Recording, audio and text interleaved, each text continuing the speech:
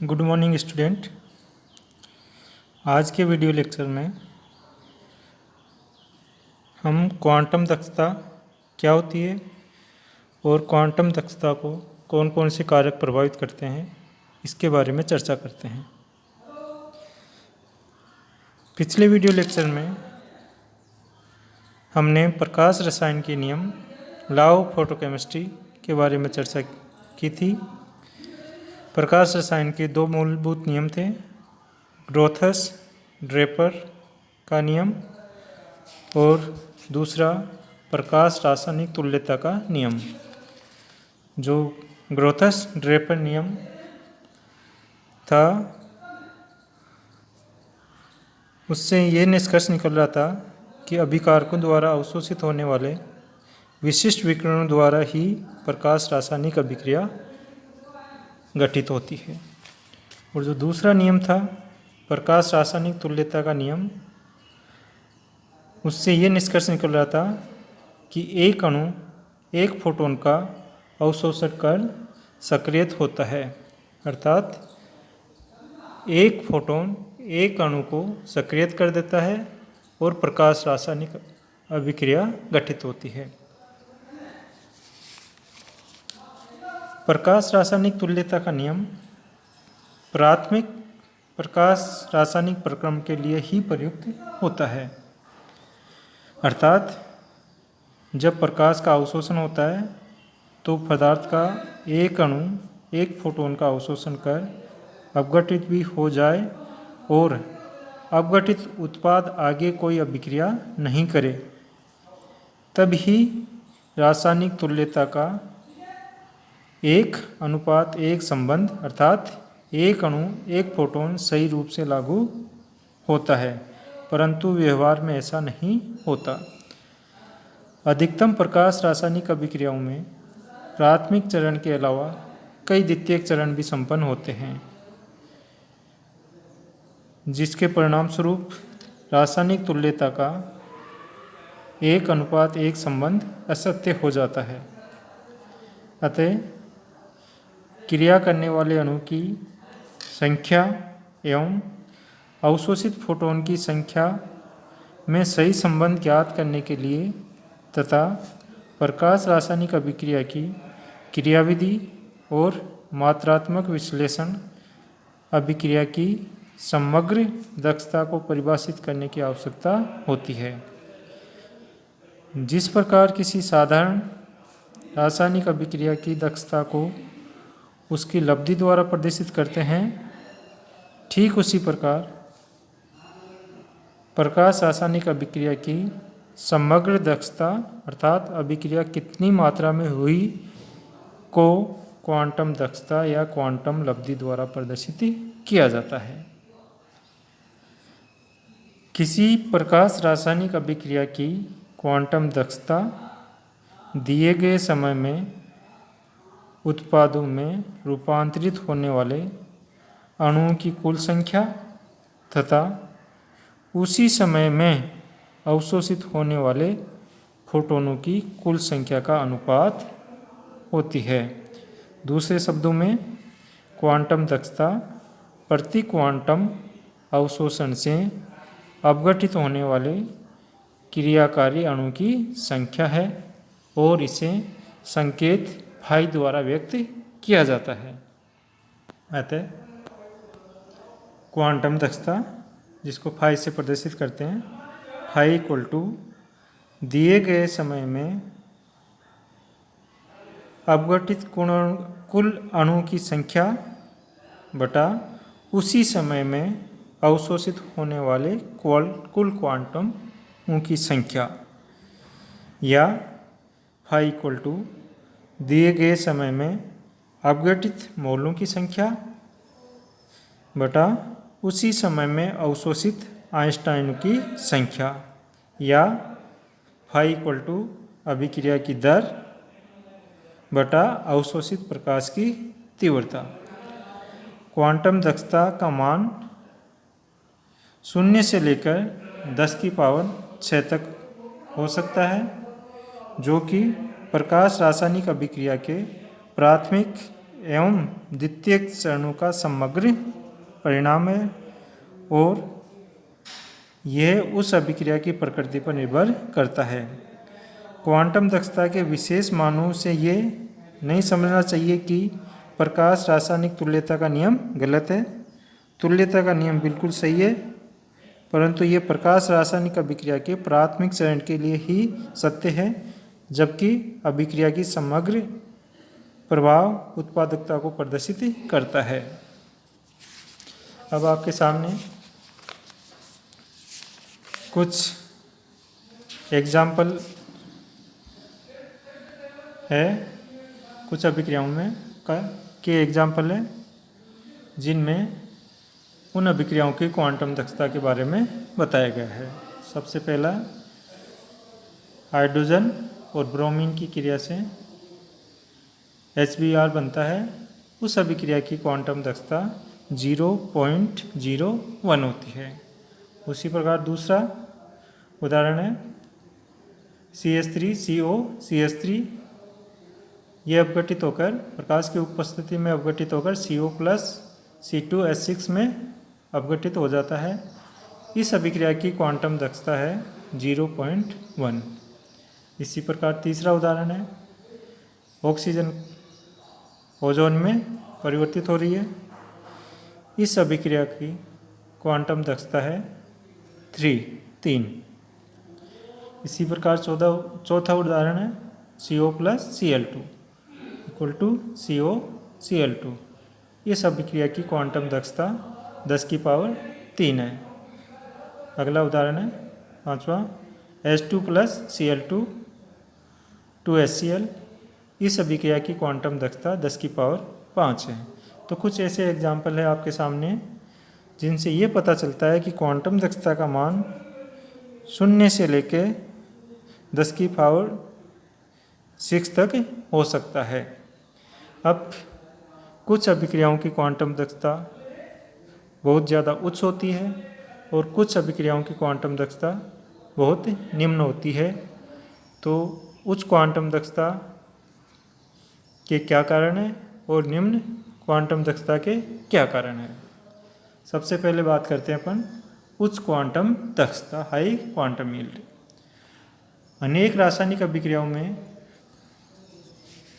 विकिरण के एक क्वांटम का अवशोषण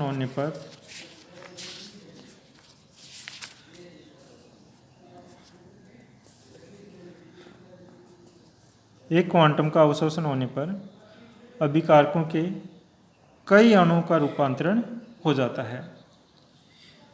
ऐसा प्राय उन अभिक्रियाओं में होता है जिनमें प्राथमिक रूप से उत्तेजित अणु मुक्त मूलक में परिवर्तित होकर द्वितीय प्रक्रमों को प्रारंभ कर देते हैं, जिसके परिणाम स्वरूप कई अणु प्रकाश रासायनिक परिवर्तन में भाग ले लेते हैं।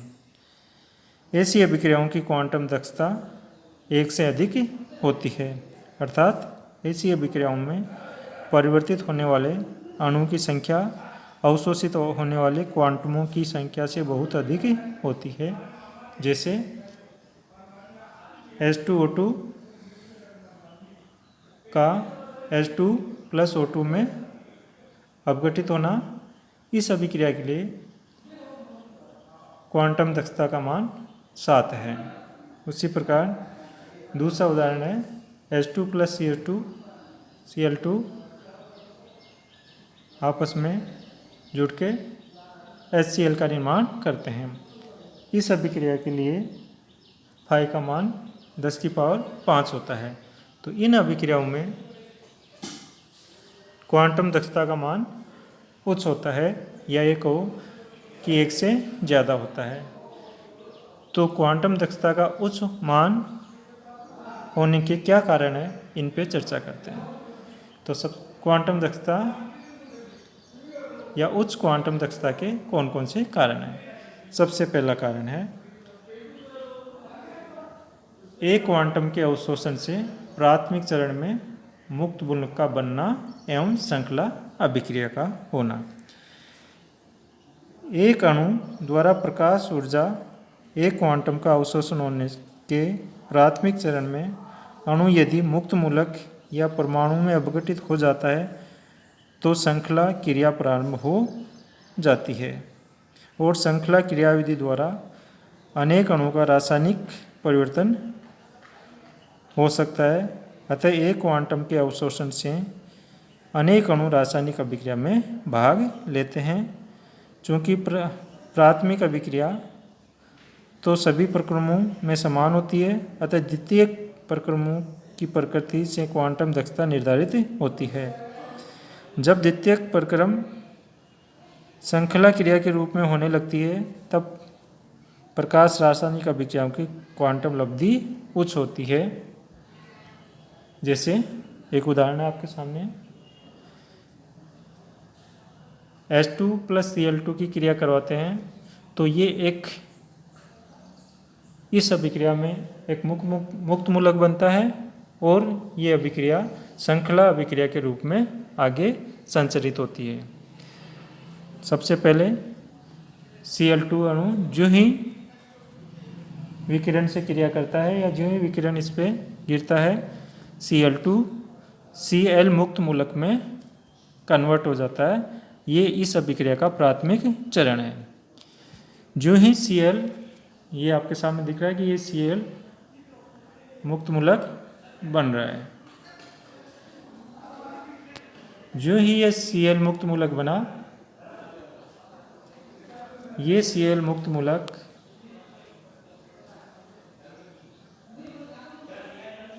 H2 से क्रिया करता है और नया मुक्त मूलक बनता है H मुक्त मूलक।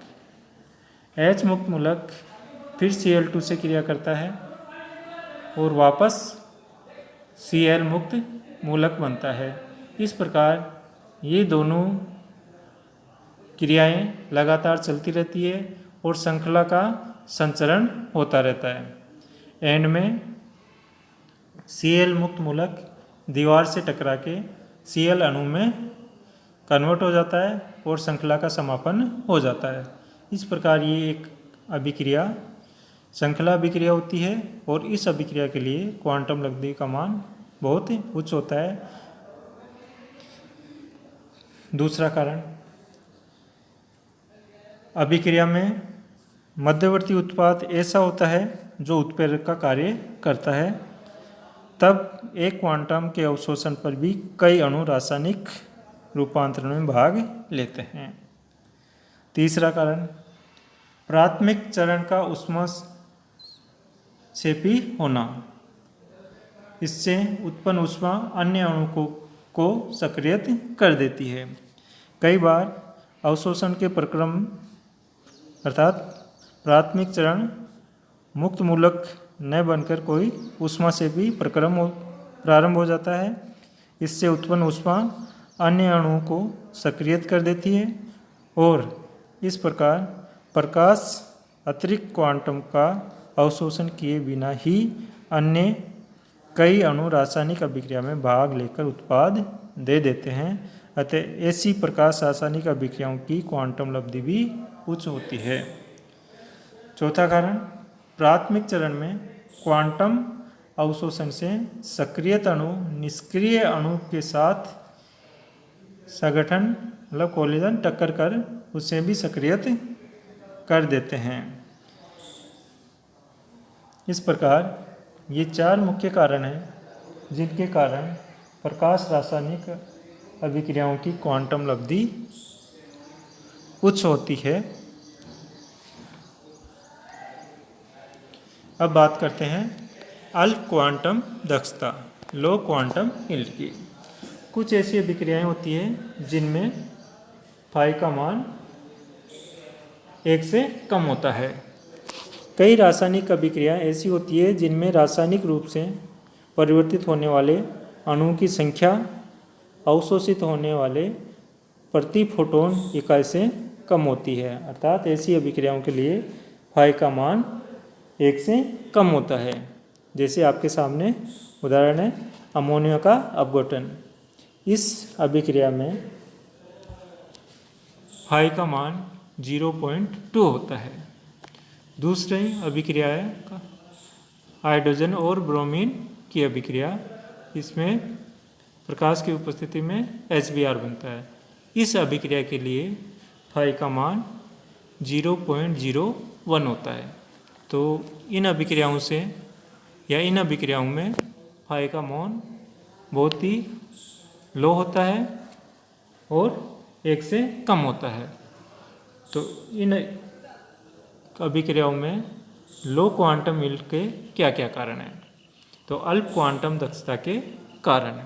सबसे पहला कारण देखिए, प्राथमिक चरण में क्वांटम अवशोषण से प्राप्त सक्रिय अणु रासायनिक अभिक्रिया द्वारा उत्पाद में रूपांतरित होने से पहले ही किन्हीं अन्य प्रक्रमों द्वारा विसक्रियत हो जाते हैं। दूसरा कारण, सक्रिय अणु निष्क्रिय अणु के साथ संगठन मतलब टक्कर कोलिजन से अपनी ऊर्जा खो देता है। तीसरा कारण, सक्रिय अणु में से कुछ अणुओं को इतनी पर्याप्त ऊर्जा नहीं मिल पाती कि वे उत्पाद में रूपांतरित हो सके। चौथा कारण, प्राथमिक चरण में उत्पन्न वियोजन खंड पुनः संयोजन द्वारा संयुक्त होकर क्रियाकारकों में परिवर्तित हो जाते हैं। जैसे प्राथमिक चरण में किसी अभिक्रिया में ब्रोमीन मुक्त मूलक बनता है, वो उसका वियोजित खंड हो गया। ये ब्रोमीन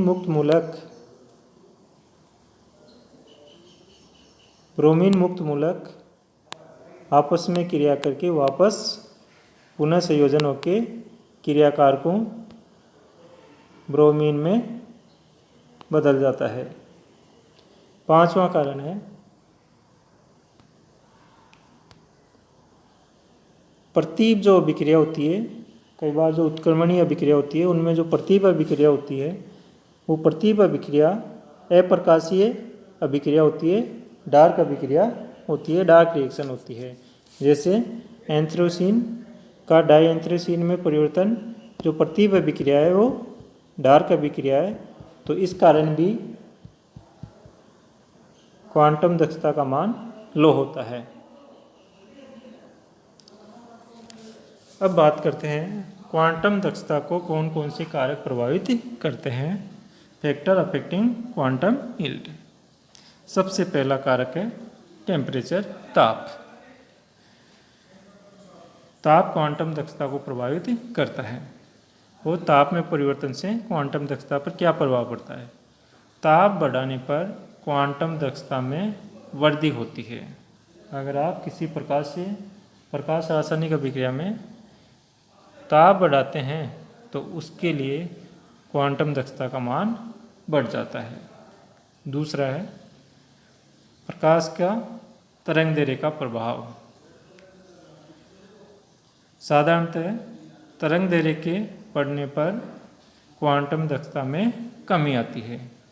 जब प्रकाश रासायनिक अभिक्रियाओं में प्रकाश के तरंग दैर्ध्य को बढ़ाते हैं तो फाई के मान में कमी होती है।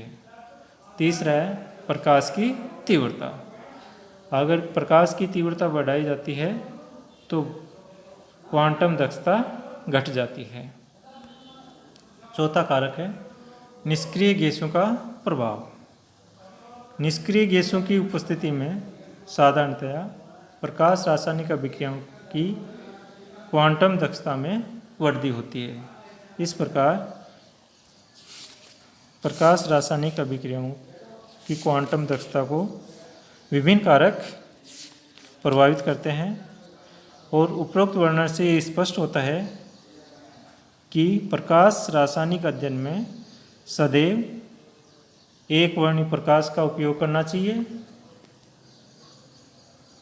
और हमेशा ताप स्थिर रहना चाहिए। ये दो चीज़ें प्रकाश रासायनिक अभिक्रियाओं के अध्ययन के समय कांस्टेंट रहनी चाहिए, स्थिर रहनी चाहिए। इस प्रकार